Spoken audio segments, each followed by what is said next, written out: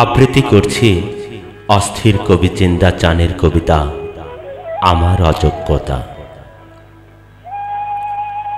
এই বিশ্ব জগতের মাঝে আমাকে বড় অযোগ্য বলে মনে হয় আমার আশাতে সহজ শোভা প্রদানকারীরা সংকটাপন্ন। কঞ্চি কাচাদের দ্রুত পেরে ওঠার পথে বাধা স্বরূপ।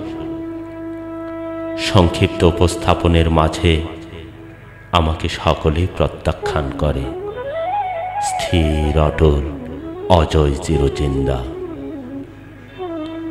এই বিশ্ব জগতের মাঝে যেহেতু আমার স্বকীয়তা বলে কিছু নেই, স্বাধীনতা বলে কিছু নেই, সকল সৃষ্টির পথ যেহেতু বন্ধ, পরাধীন শৃঙ্খল গলে পড়তে হয়, তাই আমাকে বড় অযোগ্য বলে মনে হয়। শুভ্র পোশাক, শুভ্র মন হলো না আমার, ভিতর বাহিরে লক্ষ্যহীন টান, জ্ঞান প্রজ্ঞা সমস্তই অসার। নাম ভক্তি বিশ্বাস, চতুর্পার্শ্বে চলমান অক্সিজেন, কেউ আমাকে বন্ধু ভাবে না, আত্মীয় ভাবে না।